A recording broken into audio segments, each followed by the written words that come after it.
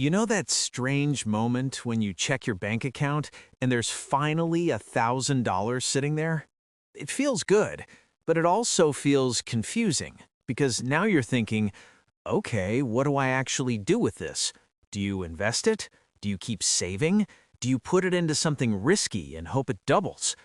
This is where most people stall, not because they're lazy, not because they don't care about their future, but because investing has been made to look complicated, like it only happens in skyscrapers where people stare at 6 monitors and yell about stock prices. Here's the truth nobody explains clearly. Your first $1,000 isn't powerful because of the amount. It's powerful because it's the moment you decide whether you're going to treat money passively or intentionally. And the way you handle this first step sets the tone for everything that follows. This is educational content, not personal financial advice. Always research and make decisions based on your own situation. Now, here's what we're going to do. By the end of this, you'll understand the step most beginners completely ignore: when you should not invest your $1,000 yet, the account type that can legally reduce your tax bill for decades, and a simple investing structure that consistently outperforms most professionals. Let's start with something most people skip and regret later. Step 1. Make sure your $1,000 is actually ready. I know this isn't the exciting part. You want to hear about stocks. You want to hear about returns. You want growth. But before investing, you need stability.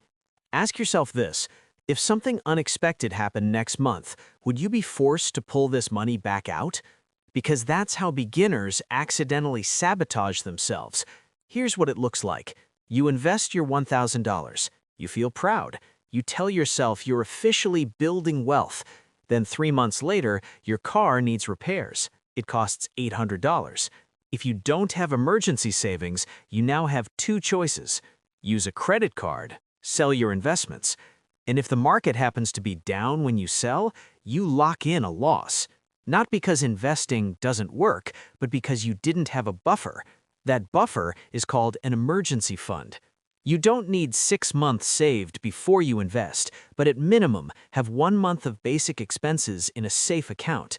If your monthly essentials are $1,800, aim for $1,800 saved. That's your financial shock absorber. Without it, investing becomes stressful. With it, investing becomes strategic. Now we need to address something uncomfortable: credit card debt. If you're paying 18%, 22%, or even 25% interest, investing likely isn't your best move right now. Let's think about this logically. The stock market historically averages around 8 to 10% per year over long periods. Credit card interest? Often double that. So if you're investing hoping to earn 10% while paying 20% in interest, you're mathematically losing. Paying off high-interest debt is a guaranteed return equal to that interest rate. That's powerful. Now, not all debt is the same. A mortgage at 4 to 6%, a reasonable car loan, you can invest while paying those down. But here's a simple rule: if your debt is above 15%, prioritize eliminating it before investing. Once you've built a small emergency fund and handled high-interest debt, now your $1,000 is positioned to grow. Step 2. Choose the right account. This matters more than you think. Most beginners believe investing starts with picking a stock. It doesn't. It starts with choosing the container that holds your investments, because that container determines how much you lose to taxes. You generally have two main paths. Option 1. Roth IRA. This is one of the most powerful tools available for long-term investors. Here's how it works. You contribute money you've already paid taxes on, but every dollar it earns from that point forward grows tax-free.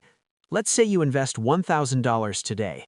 Over 30 years, it grows to $40,000 or $50,000. When you withdraw it in retirement, you don't pay taxes on the growth. Not reduced taxes, not delayed taxes, zero taxes. Over decades, that difference can be massive. There are annual contribution limits and income restrictions, but for most beginners, that won't be a problem. The trade-off is this account is meant for long-term goals. Withdraw growth early and penalties may apply. So if this $1,000 is truly for retirement, the Roth IRA is often the smarter move. Option 2, taxable brokerage account. This is your flexible option. No contribution limits, no age restrictions, access your money whenever you want. The trade-off is taxes. You'll owe taxes on gains when you sell.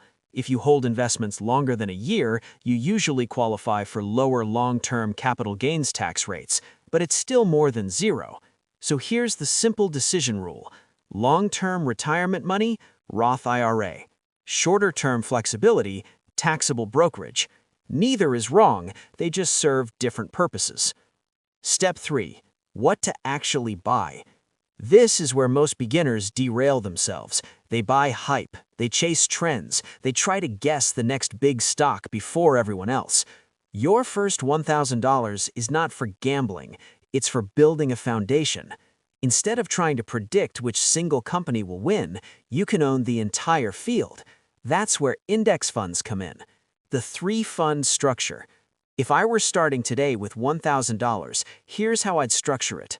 60 to 70% total U.S. market index fund. This gives you ownership across hundreds or thousands of companies, large corporations, mid-sized businesses, small growing firms. You're investing in the overall economy rather than betting on one name. Historically, broad market investing has delivered strong long-term results. When businesses expand, your portfolio grows. When innovation happens, you benefit automatically. No guessing required. 20 to 30% international index fund. This spreads your exposure beyond one country. Markets rotate. Sometimes the US leads, sometimes global markets outperform. Owning both reduces reliance on one economic system. It's diversification without complication. 0 to 10% bonds, optional. If you're young and investing long-term, bonds may not be necessary yet. But if you want smoother performance and less volatility, adding a small bond allocation can help. And here's something interesting. This simple approach has historically outperformed the majority of actively managed funds over long periods.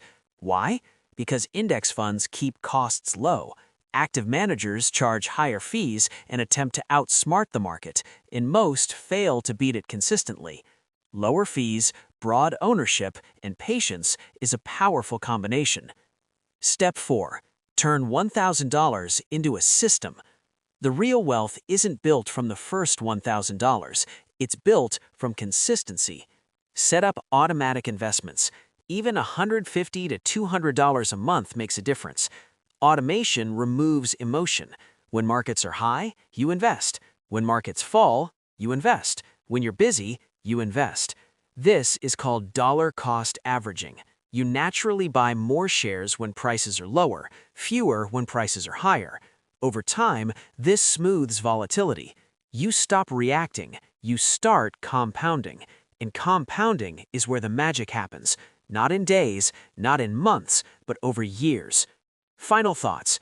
Your first $1,000 won't transform your life overnight, but it changes your identity. You move from "I should invest someday" to "I'm an investor." And that shift is powerful. 30 years from now, you won't remember today's stock price. You'll remember that this was the moment you decided to take control. Small start, simple strategy, consistent execution. That's how wealth is built.